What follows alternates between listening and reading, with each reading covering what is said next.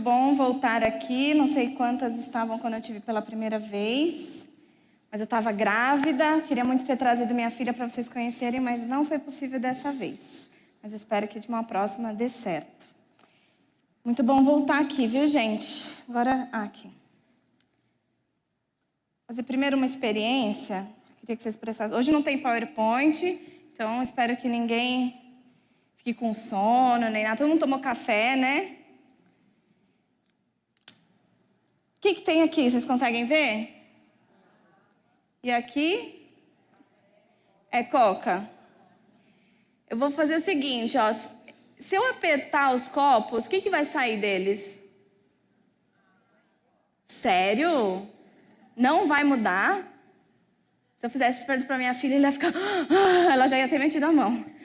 Ó, eu vou apertar, tá? Desculpa, por isso que eu pedi o pano. Tá caindo o quê? Vou apertar aqui, tá? Tá caindo o quê? Simples assim, né? É coisa para criança isso, não é não?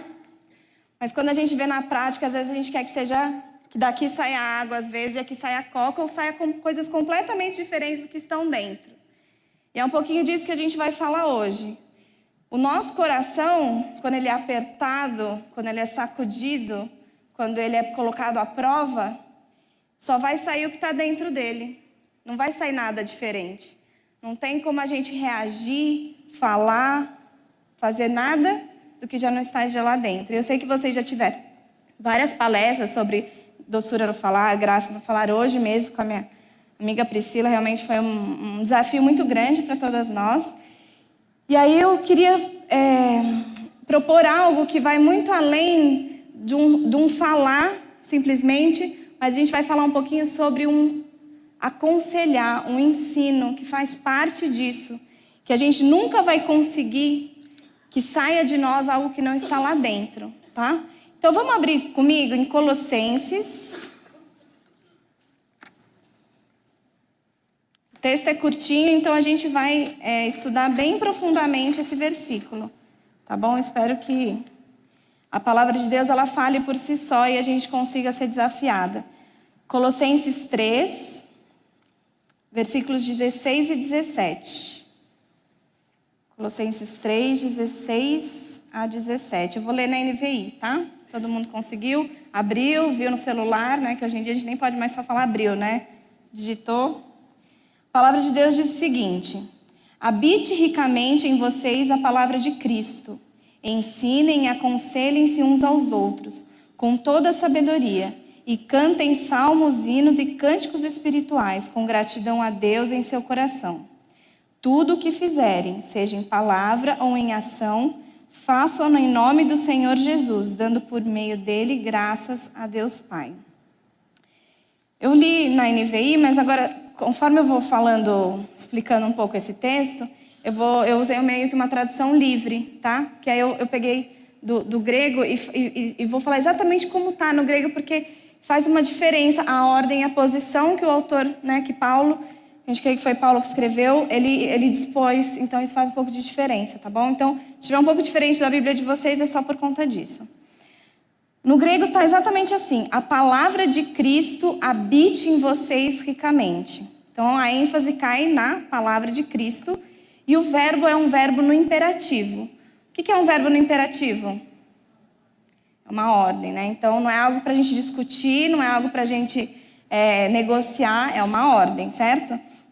E esse mesmo verbo é encontrado em alguns outros textos. Por exemplo, quando fala em 2 Coríntios, se vocês não quiserem abrir, mas se vocês quiserem anotar, eu falo devagar a referência. 2 Coríntios 6, 16 a 17, fala: habitarei com vocês com eles, e entre eles andarei. Serei o seu Deus e eles serão o meu povo. É o mesmo verbo, habitarei com eles. Deus está dizendo que vai habitar. E em Romanos 8, 11, fala: por meio do Espírito que habita em vocês. É o mesmo verbo. Então, o que esse habite, a palavra de Deus está querendo mostrar? Quando a Bíblia fala sobre o Espírito habitando em nós, é o mesmo verbo que a palavra de Cristo habite em nós. É o mesmo, é a mesma intenção do autor. Que a palavra de Cristo habite, assim como o Espírito Santo habita na gente. Se a gente for abrir, agora eu queria que vocês abrissem em Efésios 5, que é um texto irmão, 5, 18 a 21. Se a gente for ver, eles têm muitas similaridades, né? 18 a 21 fala o seguinte: não se embriaguem com vinho, que leva à libertinagem, mas deixem-se encher pelo Espírito, falando entre si com salmos, hinos e cânticos espirituais, cantando e louvando de coração ao Senhor. Vocês percebem que são textos muito parecidos, né? E o que ele fala aqui, ó? Não se embriaguem com vinho, mas se enchem pelo quê? E o nosso texto fala, o que tem que habitar? A palavra de Cristo. E muitas vezes o Novo Testamento e o próprio Paulo, ele fala, o Espírito habita. Então, o que a gente pode concluir com esse meandro de habita, Espírito, palavra? Que se nós somos cheios do Espírito, nós seremos cheios do Espírito à medida que a palavra de Deus habita em nós. Então, muitas vezes, quando a Bíblia fala assim, não apagueis o Espírito, que você cultive o Espírito, a gente não crê na perda de salvação, né? Tipo, eu tenho, não tenho, eu sou salvo. Mas a gente pode entender que é esse processo da palavra de Deus habitando em nosso coração que vai nos tornar cheias do Espírito. Eu vou primeiro explicar o texto, conforme eu vou explicando, a gente vai aplicando isso na nossa vida, tá? E ele fala, qual que é o advérbio? É uma aula de português, eu sou jornalista também, então eu gosto dessas coisas, tá, gente? Sei que tem muita gente que vai falar, não acredito, mas faz diferença. Qual que é o advérbio que está modificando aí? Habite, a palavra de Deus habite... Como? Gente, fala alto, eu estou sem PowerPoint, não quero que ninguém durma. Habite... Ricamente. Ricamente é o quê? É muito. Quem quer ser rico quer o quê? Quer muito dinheiro, não quer pouco, né? Então, ricamente é para a gente habitar em uma abundância a palavra de Cristo. E como que a gente faz isso? Agora que eu me percebi, né? Que eu posso andar, né? Eu estou presa aqui. Ai, meu Deus. Como que a palavra de Deus habita em nosso coração? É uma interação aqui. Como que ela habita? Como que ela pode habitar? Ó, se não responder, eu vou começar a apontar. Estudo a palavra. Quando? Sempre quando? Vocês têm que ser assertivas. Quando? Todo dia. Mas assim, tipo, todo dia, porque assim, isso é básico, né? Tem que fazer devocional todo dia, papapá. Mas assim, tipo, vou ler a Bíblia. Assim, serve? Quando a gente está cansada no final do dia? Ou tipo assim... nossa, o que quer dizer isso? Pula. Nossa, não. Eu li alguns textos que eu não gostava antes, que eu até compartilhei com vocês sobre feminilidade, eu pulava. Eu escolhia, falava, não, esse aqui não, é muito difícil de entender, vamos pro outro. Gente, porque a devocional diária, ela não pode ser tipo um checklist no nosso dia. Ela tem que ser, porque se a palavra está falando, habite ricamente, você não fica rico cruzando as pernas, colocando para cima. É assim que você fica rico? O que você tem que fazer? Pelo menos, né? Deveria, né? Se a gente trabalha, a gente tem dinheiro, né? Não é bem assim, mas enfim, né? Vocês estão entendendo? Não é você simplesmente achar que, tipo, ler um versículo por dia e continuar a vida como se nada tivesse acontecido, a palavra vai habitar ricamente, né? Então, essa devocional diária, ela precisa ser diária para que ela guie diariamente a nossa vida. Não é ler o texto durante o dia, de manhã, e viver como se nunca não fizesse diferença nenhuma. Ela tem que começar o dia ou terminar o dia, ou ser no meio do dia, isso independe, mas ela precisa estar presente no nosso dia a dia. Quando a gente está fazendo as coisas, a palavra de Deus ela tem que vir na nossa mente. Ela tem que fazer com que eu tome decisões, com que eu não tome decisões, com que eu fale de um jeito, com que eu não fale de um jeito. Ela realmente precisa habitar o meu coração. Só que se a gente enche muito mais com outras coisas, por exemplo, se eu leio um versículo, 2, 3, não importa. Mas eu passo o resto do dia enchendo a minha cabeça com outras coisas. Com filme, com seriado, com conversas. É uma coisa assim, tipo, tá com um copo cheio de água. Metade. Se eu começo a encher com outra coisa, vai chegar uma hora que ou vai misturar tudo, ou água e óleo. Um vai sair, o outro entrar. Não é físico isso? Então não vai adiantar a gente, tipo, Ah, mas eu li a palavra de Deus todo dia. Mas o restante do seu dia você esquece. É o ateísmo prático. A gente esquece que Deus existe, a gente esquece que Deus está vendo, a gente esquece que a gente presta contas ao Senhor. Então, essa devocional diária, ela precisa realmente ser relevante para a gente cumprir essa ordem, que é habitar ricamente a palavra de Deus em nós. Por exemplo, congregar constantemente é outro jeito, participar de grupos de estudo, de discipulado, são coisas que vão fazendo com que o fogo não se apague, né? Todo mundo usa aquela ilustração, mas é verdade, se você tira a brasa do fogo, o que acontece? Ela apaga, ela esfria, ela não consegue se manter sozinha. Nenhum crente é crente sozinho, em casa, vendo culto pela internet. Isso não, uma vez ou outra, está doente, tudo bem. Agora, achar que a vida cristã consegue se manter assim é impossível. Usar desculpas da correria, porque, gente, correria só no céu que acaba, tá? Tá bom? Ninguém tem achando que um dia vai acabar a correria, tá bom? Não sei se alguém tinha essa esperança, mas eu brinco com meu marido quando ele fala, nossa, eu tô cansada. Eu falei, só no céu.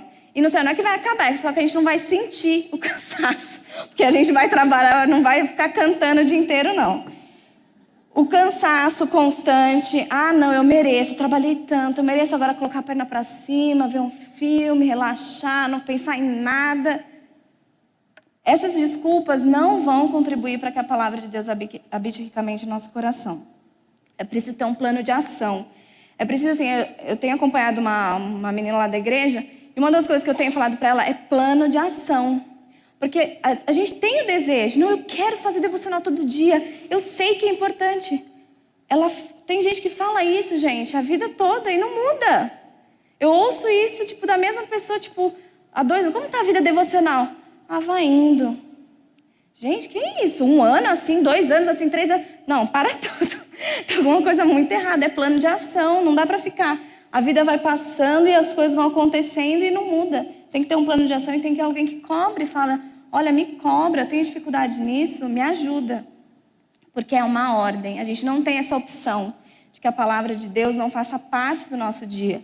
Porque se a gente quer que a palavra de Deus saia do nosso coração, ela precisa estar lá dentro. Se a gente quer que ela saia por meio de palavras, como a doçura que a Pri falou, tipo, um coração doce, ele só é doce. Gente, é mal. Eu estava conversando com as meninas, estava conversando de filhos, é sempre, né? Mãe sempre fala de filho, né? Não tem como. A minha filha é má, entendeu? Ela nasceu má, desculpa, não é só minha, não. É de todo mundo. Gente, a gente nasce mal. E a gente só vai se tornar bom plenamente por causa de Cristo. A minha filha é inibida pela disciplina. Mas enquanto ela não tiver Cristo, só Jesus na minha vida e na dela. Porque ela é Eva, ela é descendente de Eva. Não tem como escapar. Então, assim, a gente tem que ter a palavra de Cristo no nosso coração. Porque a gente tem que combater aquilo que está lá dentro. Se a gente deixar por conta e risco, a gente só vai sair maldade, só vai sair engano, só vai sair mentira. Tudo aquilo que a Pri falou da Abigail, nós nunca nos tornaremos Abigail por conta própria. Nunca. Ninguém tem esse poder aqui. Ninguém. Por conta própria a gente não consegue. Então, a gente precisa ter essa consciência. Eu só vou conseguir jorrar de mim coisas boas, palavras sábias, doçura, se eu encher o meu coração com a palavra de Cristo. E aí vamos continuar. E o que o texto fala? No grego, aí vem, né? A palavra de Cristo habite em vocês ricamente, em toda sabedoria, ensinando e aconselhando. Então o trecho começa com o imperativo, habite. E aí depois o grego passa para 3 particípios, que para a gente no português é o gerúndio, que é aquele de fazendo, andando, que seria ensinando, aconselhando e cantando. Quando eu vi cantando, eu falei, misericórdia, eu não sei cantar. Mas depois eu vou explicar o que é isso. Eu falei, gente, eu preciso cantar, meu Deus. Eu até falei pro moço, se ele tivesse ligado antes o microfone, vocês me ouvissem cantar, vocês acham que não iam nem deixar eu falar aqui na frente. Mas enfim, são essas 3 ações que são resultado do habitar ricamente. Então, habita, quem tem ricamente a palavra de Deus, vai ensinar, aconselhar e cantar. E a gente vai dizer como. Volta um pouquinho na Bíblia, Colossenses 1, 28, que é uma coisa que Paulo já tinha dito na própria carta, e a gente vai entender um pouco que ele só está repetindo de uma forma diferente. 1, 28 fala assim, nós, que ele está dizendo, Paulo e Timóteo, O proclamamos, Cristo, advertindo e ensinando a cada um com toda a sabedoria para que apresentemos todo o homem perfeito em Cristo. As palavras são as mesmas, ensinando e aconselhando, né, que são as traduções. Com toda a sabedoria, exatamente a mesma estrutura. Com toda a sabedoria, só que aqui ele coloca a sabedoria no final, nesse coloca a sabedoria na frente. E por que será? Porque aqui Paulo está falando de Paulo e Timóteo. Eles eram imbuídos de autoridade como pastores, líderes, então eles tinham um dom para isso. Eles estavam capacitados para realmente doutrinar a igreja e tudo mais. Aí a gente fala, poxa, mas não tenho isso, eu não tenho dom do ensino, eu não tenho... Mas Paulo repete isso de uma outra forma, querendo dizer, isso faz parte da dinâmica da igreja. E para isso precisa ver palavra habitando ricamente, que vai gerar sabedoria, e com a sabedoria vocês vão ensinar, aconselhar e cantar. Então, gente, não dá pra gente pular e ir lá, não, eu vou aconselhar sem antes habitar a palavra ricamente, para sermos sábias, para fazer essas outras coisas. É uma decorrência. Se a palavra de Cristo habita, com sabedoria vocês vão fazer isso. Então, e o que é esse ensino, por exemplo? O verbo ensinar e os outros que o Novo Testamento usa, fala sobre transmitir a palavra de Deus, transmitir sobre a tradição de Jesus, sobre a proclamação daquilo que ele ensinou. É ensinar a palavra de Deus, não tem muito segredo. É realmente, quando ele fala ensino, é você passar aquilo que a palavra diz. E Paulo já falava, quando falou para Timóteo, né? Ordene e ensine estas coisas. Em 1 Timóteo 4:11. Então, o ensino tem a ver com falar o que a palavra de Deus diz. Então, quando a gente... Calma, a gente vai explicar ainda. Deixa eu falar só de admoestação ou aconselhamento. Então, o ensino ele tem muito mais a ver com a teoria, com a Bíblia, com teologia. A admoestação ou aconselhamento tem muito mais a ver com a prática. É um encorajamento, é aquela coisa assim... Não, mas estamos aqui junto, vamos ver o que está acontecendo na sua vida. Vamos colocar esse ensino em andamento. Né? É ajudar a pessoa a ver como ela pode colocar isso na vida dela, naquela situação específica. Então, como o tema é graça, não falar, então eu queria que a gente vai se ater um pouquinho aqui para aplicar isso nas nossas vidas. Porque isso tem mais a ver com o tema, e realmente é isso que eu creio que Deus vai nos incomodar mais, que é o que tem me incomodado muito nesse sentido. Algumas perguntas para a gente refletir. Quando o culto acaba, o pastor pregou, foi uma bênção, tal. Acabou o culto, a gente vai lá para fora. Qual que é o primeiro assunto que vem? É da pregação? É alguma coisa espiritual? O que a gente tem falado? Eu não sei, eu não sou dessa igreja, então eu não posso dizer o que acontece, mas o que costuma? Porque, às vezes, o que me incomoda é que, às vezes, a gente sai de uma pregação... Eu sou esposa de pastor, então eu sinto isso, né, como esposa de pastor. Às vezes, meu marido vai lá, estuda, tá, uma coisa boa. Aí chega lá, a pessoa fala, nossa, você viu o filme de ontem? Nossa, muito bom. Alô? O que aconteceu? Você acabou de sair do... Sabe, essa é uma coisa que a gente não para pensar. E a gente não vai conseguir... Se a gente se deixar, a gente vai na direção oposta. Então, a gente tem que começar a se doutrinar, tipo, o que eu falo depois do culto? O que eu quero compartilhar? O que eu quero dizer? Eu quero edificar, eu quero dizer aquilo que Jesus... O que aquela mensagem fez comigo? Ou, não, eu falo de qualquer outra coisa. Quando o grupo de jovens se reúne, o grupo das mulheres...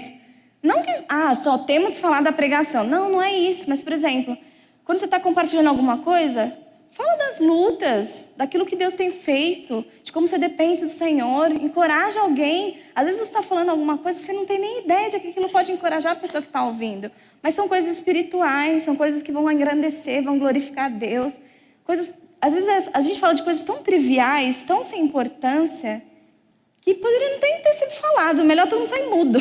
Ir para casa, pelo menos a gente pensa naquilo que a gente falou. Não fica com outras coisas na mente. Quando alguém compartilha alguma situação, a sua primeira reação é compartilhar a sua. É um exercício, gente. Eu sou falha nisso também. Porque se a gente não para, se a gente está naquela correria doida de filho, de casa, de trabalho, de faculdade, não sei o quê, o nosso natural não é fazer a vontade de Deus. Isso a gente tem que deixar muito claro na nossa cabeça. Porque se a gente não para e se força e fala, Senhor, me ajuda, eu preciso disso, eu preciso que a minha mente seja cativa. Em Colossenses mesmo ele fala, pensa nas coisas do alto. Esquece as coisas daqui, é no alto que a gente tem que concentrar, a nossa pátria não é aqui. Se a gente não para, a gente vai parecendo um trem descarregado, vai sem rumo. E, infelizmente, a gente não vai fazendo a vontade de Deus. E aí a gente vai perguntando, por exemplo, então como a gente está falando de ensino e aconselhamento, então coisas para vocês pensarem. Quando uma jovem solteira compartilha a luta dela de que ela quer casar, o que você fala? Ai, eu tenho uma pessoa para te apresentar, nossa, é sua cara. É isso que você fala? Gente, quando eu era solteira era muito engraçado. Onde eu ia me apresentavam pessoas. Era humilhante, envergonhante. Tipo, sempre tinha alguém que era a minha metade. Gente, não é isso. Às vezes que a pessoa precisa. Às vezes não é isso que a pessoa precisa. A pessoa precisa de encorajamento. A pessoa precisa da palavra. As lutas delas são espirituais, não são carnais. Entendeu? A gente precisa ver. O que a gente fala? Quando alguém conta alguma história, tá contando, pá. E de repente, no meio do caminho, você começa a perceber que, tipo, opa, o que ela tá contando? Tipo, tem algum pecado, alguma coisa assim que você tá falando. Não.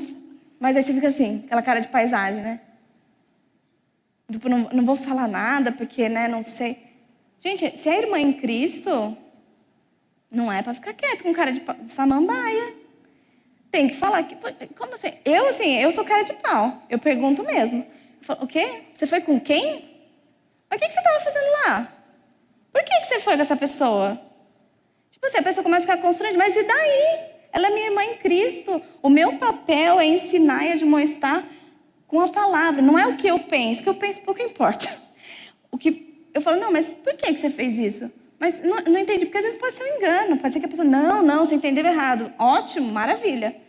Mas você tem que falar. Porque se tá errado, nós estamos aqui como atalaias. A gente tem que falar, você está indo para o buraco. Se a gente não fala, não faz... Gente, a Bíblia fala que se a gente sabe o bem que tem que fazer e não faz, a gente peca. Se a gente está vendo que a pessoa está indo para o buraco, mas incomoda. É chato, você vai perder a amizade, você não vai... A pessoa talvez não queira mais falar com você. Mas a gente tem uma obrigação com o Senhor. É isso que a palavra fala. Ensinar e admoestar uns aos outros. Quando alguém pede um conselho sobre decisão profissional, mudança de casa, cidade, país, você fala, vai ganhar mais? É isso? Nossa, vai ser feliz? O que importa é você ser feliz. Gente, quantas vezes eu vi crente falando isso? Eu falo, pouco me importa se vai ser feliz ou se não vai, minha filha, porque o seu motivo de estar aqui na terra não é ser feliz, não. O seu motivo de estar aqui é glorificar a Deus. Vai glorificar a Deus? Você vai começar a faltar mais na igreja? Que é isso? Por que você está com essa motivação? Gente, pode ser que seja uma bênção, não estou dizendo que é tudo errado. Mas você tem que ajudar a pessoa a avaliar, porque às vezes a pessoa está tão assim, tipo, deslumbrada com a coisa. Tem muita gente assim que fala, a gente vai mudar de cidade porque é mais barato, porque eu vou ter... Você conheceu alguma igreja lá perto que seja boa para você congregar? Aí vem aquele silêncio sepulcral, né? Não. Alô? A coisa mais importante na sua vida é congregar e você ouvir a palavra de Deus. E você não pensou nisso para você mudar? Tipo, tá tudo errado, entendeu? Tipo, alô? E às vezes a pessoa não para. Às vezes aí você fala isso pra pessoa, nossa, é verdade, eu vou procurar, vou ver se tem. Mas, gente, precisa de alguém para falar. Porque senão a pessoa ela acaba caindo no buraco. Quantas vezes eu vi gente que mudou e se desviou? Porque não achou igreja. E por que não pode ter irmãos que vão lá, irmãs que vão lá e vão falar, mas por quê? Até ajuda a procurar, entendeu? O aconselhamento não precisa só ser de palavras, é de ação, de falar, não, vamos lá, é isso mesmo e tal. A gente está junto. Uma mãe cansada, está desabafando, falando que o filho é desobediente. O que a gente recorre para ajudar? É assim mesmo. Não, gente, a palavra de Deus tem muitas respostas, a gente tem que procurar. Só que como que a gente vai dar resposta se a palavra de Deus não está habitando no nosso coração? A gente vai dar de experiência, a gente vai dar de opinião própria, a gente vai chorar até com a pessoa, mas a gente não vai dar a solução que ela precisa, porque a solução que ela precisa não é a minha experiência, é o que a palavra de Deus diz. A minha experiência é a minha experiência, e ela só vai ser relevante se a minha experiência for pautada na Bíblia. Se ela não for, mas infelizmente hoje em dia a gente tem muita psicologia entrando nos nossos aconselhamentos. Não sei se tem alguém aqui que é psicóloga, eu não quero falar mal da psicologia. num sentido particular, mas a psicologia ela não parte do pressuposto que o ser humano é mau. Se ela não parte desse pressuposto, que esse pressuposto não é meu, é da Bíblia. Se ela não parte desse pressuposto, então, gente, muito cuidado. Porque a psicologia... Eu já tive tanta experiência com coisas assim que é de assustar. As coisas, os conselhos que eles dão, as diretrizes que eles dão, a palavra de Deus faz isso, eles falam assim. Porque o diagnóstico está errado. O diagnóstico não é, o ser humano não é bom. O ser humano precisa de Deus. E o psicólogo não vai falar isso. E a nossa única solução é o Senhor. Pode ser que a observação seja boa, mas a solução não vem de outro lugar. É da Bíblia. Tem opinião, experiência própria. Isso não importa. Pode ser... Eu já vi muitas senhoras super insensatas. Eu estava numa igreja quando eu nasci, que as senhoras me davam cada conselho que eu falava, alô? Do que a senhora está falando? Tipo assim, não, porque meu marido... E eu, tipo, 15 anos ouvindo aquilo, tipo, hã? E a mulher com 80, sabe? Assim, eu ficava... Mas eu quase aconselhando a mulher, falando, não, a senhora não pode falar isso. Então, assim, não é a idade que vai dizer se a pessoa está falando bem ou mal. Se a pessoa está falando da palavra de Deus, não importa a idade. É lógico que, por exemplo, uma pessoa que caminha com o Senhor 80 anos, sempre aplicando a palavra de Deus, vai ter muito mais experiência do que uma pessoa com 15, com certeza. Mas não é a idade que vai falar. É se ela, esses 80 anos ela está convivendo com a palavra de Deus, vivendo aquilo, experimentando aquilo, vendo se aquilo... pode até ser uma experiência ruim, falar assim, olha, minha filha, eu fiz isso não deu certo. Sabe por quê? Porque eu não confiei no Senhor, então faça ao contrário. Isso sim vai ajudar. A experiência própria ajuda nesse sentido, mas a experiência para apontar para a Bíblia. E não para apontar para mim. Não, porque eu fiz isso. Olha, eu como mãe, gente, nova, o que eu já ouvi de conselho, mas uns conselhos assim que você fala, onde que entra Deus nessa história?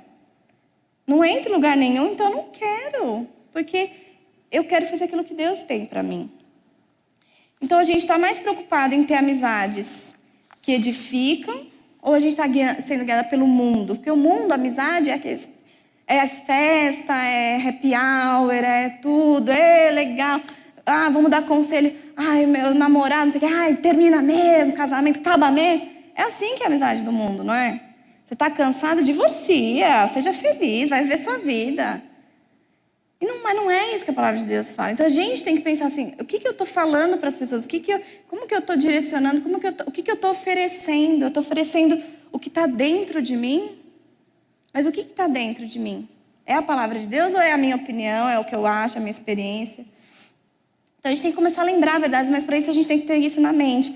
Coração desesperadamente corrupto. Tem vários versículos que a gente pode oferecer para as pessoas, falando, luz e trevas não tem, luz e trevas não tem comunhão, a evitar as más companhias, pois elas corrompem os bons costumes. Enfim, a Bíblia ela tem conselho para tudo, tudo. Ela pode não ser específica naquele assunto, mas ela tem diretriz. Vai buscar saber. Gente, se não sabe, não fala. Melhor. Porque se você falar... Eu já vi a gente estava num hotel... E aí a mulher, ela é casada. E ela estava conversando, contando a história. Aí a gente calhou que ela começou a se abrir.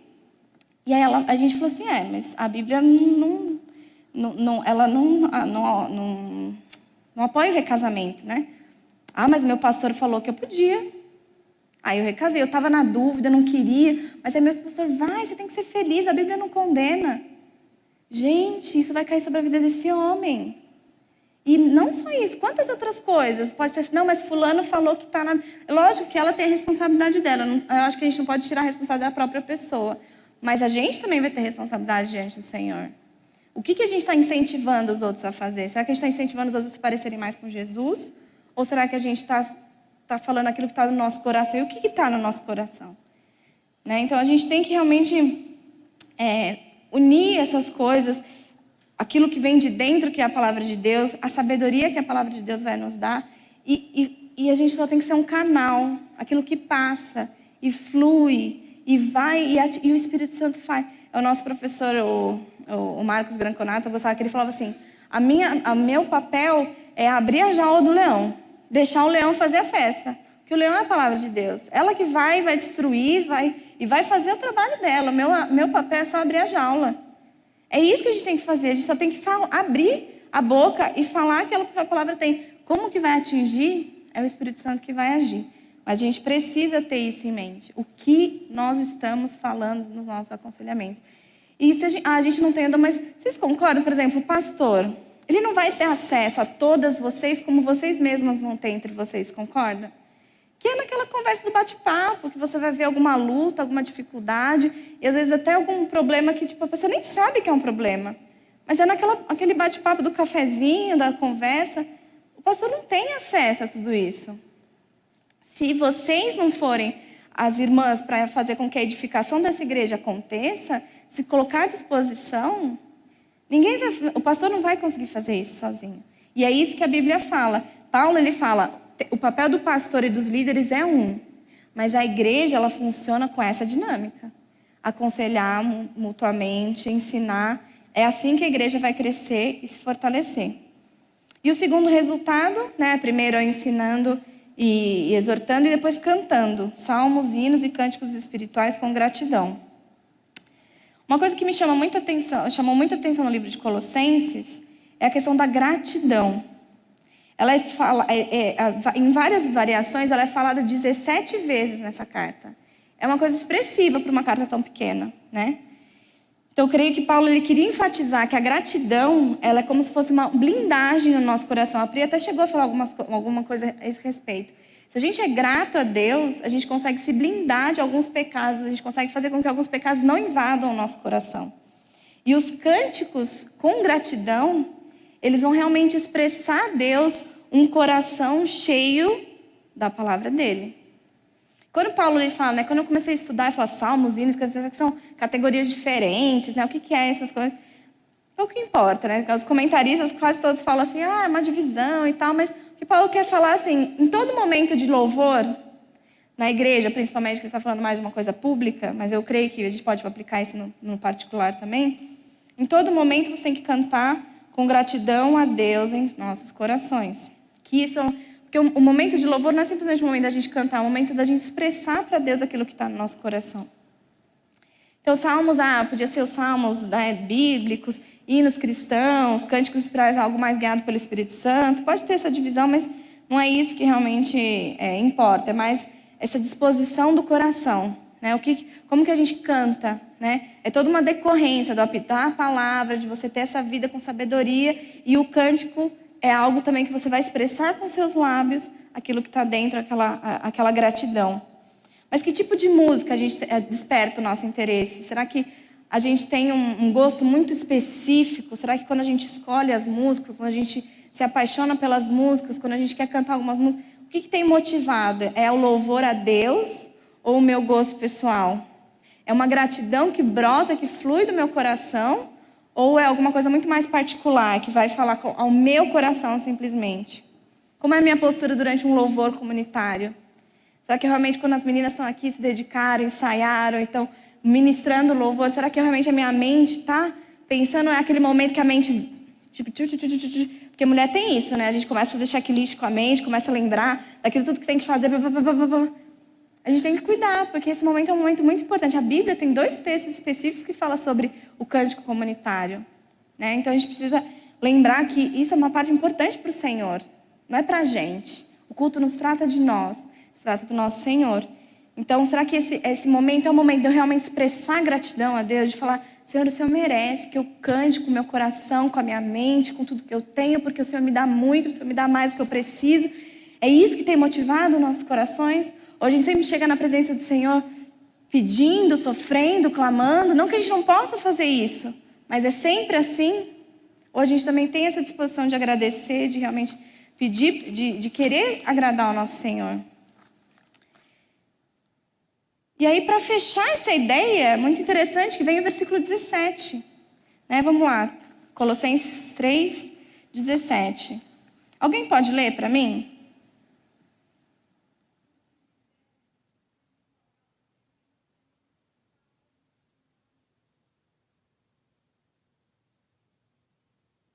E tudo o que fizeres, seja em palavra, em ação, fazei em nome do Senhor Jesus, dando por meio dele graças a Deus. Tudo. É muito interessante. Quando eu estava estudando a carta de Colossenses, eu vi como Paulo ele repete esse tudo, todo, tudo, todo. Às vezes eu estava lendo assim, eu olhei para mim assim, meu Deus, por que Paulo está insistindo tanto em tudo, todo? Aí sabe assim, aí na hora assim, parece que Deus sabe, falou assim, é porque é tudo mesmo, minha filha. Você está entendendo? Paulo está quase desenhando para você. Porque é tudo, a gente não pode deixar nada de fora. A gente esquece que a nossa vida não é de domingo, de sábado, quando está com as irmãs. É tudo o tempo todo. Tudo que a gente fala, tudo que a gente faz, é tudo em nome do Senhor Jesus. E essa carta é muito interessante porque Paulo estava combatendo algumas heresias que estavam acontecendo em Colossos, né? Eles estavam diminuindo o papel de Cristo. Em Colossenses 1, 15 a 20, ele está colocando Cristo no papel dele mesmo, né? Então ele ressalta falando, ó, Cristo ele tem um papel, ele é filho de Deus, ele é todo poderoso. E ele também estava condenando algumas práticas ascéticas, tipo, não pode isso, não pode aquilo, coisas cerimoniais, tipo, eles falavam, para você chegar a Deus, você precisa fazer isso, você não pode fazer aquilo, você tem que comer isso, não pode comer aquilo, aquelas coisas bem... E Paulo estava vindo para combater isso. Ele falava assim, ele estava vindo, construindo vários argumentos, falando, isso não é verdade.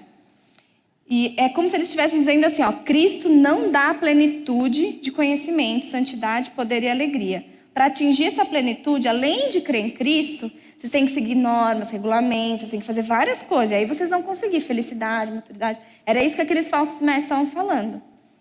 E a gente sabe que algumas vezes é o que acontece, né, em algumas outras igrejas por aí. Você não basta crer em Cristo. Você tem que dar o dízimo, você tem que fazer não sei o quê, você tem que fazer... Não é uma decorrência da salvação, é quase um meio para chegar até a santidade. E Paulo está falando assim, não, isso não é verdade. A vida não é compartimentada em coisinhas e ela nem deve ser vivida com medo de não alcançar Deus.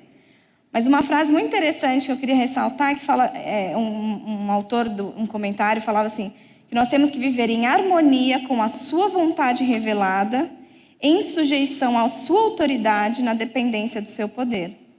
Então, quando Paulo ele resume esse ensino, e tudo que fizer, seja em palavra, em ação, fazer em nome do Senhor Jesus, dando por meio dele graças a Deus, Paulo está falando, chega de regra, não é pode, não pode, faz, não faz, acontece, não acontece. Tudo que vocês fizerem, seja em palavra, em ação, fazer em nome do Senhor Jesus. Quando a gente fala em nome do Senhor Jesus, fica aquela dúvida, né? Tipo, em nome do Senhor Jesus, o que é isso? É tipo um mantra, né? Eu vou fazer, eu tenho que falar em nome do Senhor Jesus, eu faço isso. Não, não é. Quando a gente se batiza, a gente não fala, sejam batizados em nome do Pai, do Filho e do Espírito Santo. Ou seja, a gente está reconhecendo que nós temos um Senhor. Quando a gente faz as coisas, a gente tem que reconhecer que quem é o nosso Senhor? Jesus. Então, tudo que a gente fizer, a gente tem que fazer como se a gente estivesse fazendo para o Senhor. Então, Paulo fala, chega de regra. Aí a gente fala, legal, né? Chega de regra. Faz tudo como se fosse para Jesus. Aí dá liberdade para o cristão. Mas aí a gente se perde, né? Porque a gente às vezes prefere regra, né? A gente prefere que as pessoas falem o que a gente tem ou o que não tem que fazer. Muito interessante que eu vi uma discussão no Facebook, que eu nem vou falar muito, né? Porque depois a pessoa vê aí o vídeo, vai saber que eu estou falando dela. E aí, o meu não está aqui, hein? Eu estou cronometrando, deu 38 ainda. Mas eu vou acabar. As regras, tipo assim, eu vou em show tal. Eu vou mesmo, ninguém tem nada a ver com a minha vida, fica com esse mimimi no Facebook, um monte de crente falando da minha vida. Nossa, descascou no Face. Eu não ia responder porque eu não entro em confusão no Face. Aí eu mandei uma mensagem inbox, que eu falei, não, aqui. Eu falei assim, olha, você vai me desculpar, mas eu não concordo com o que você está fazendo. E se você quiser saber a minha opinião, você me pergunta, porque eu não vou falar, porque senão eu vou entrar no coro do mimimi, né? Eu falei, eu não estou podendo, não tenho esse tempo disponível. E aí a pessoa assim, aí ela, não, eu quero, tal, não sei o quê. Mas não tive tempo de responder. Mas assim, gente, para terminar, Mateus 12:36. Rapidinho que eu já finalizo com isso, que é isso que eu quero que a gente fique em mente, porque Mateus 12:36.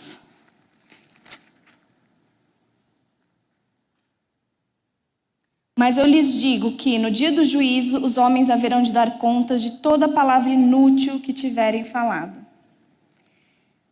Gente, a gente vai dar conta de tudo que a gente falar. De tudo.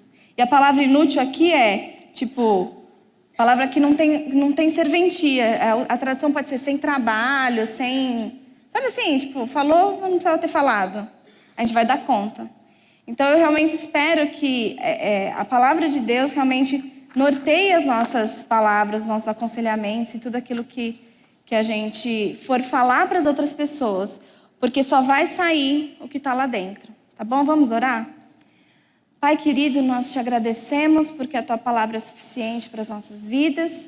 A gente sabe que sem o Senhor, sem a tua palavra, não seríamos nada. Seríamos pecadoras destinadas ao inferno, à perdição, a fazermos coisas más.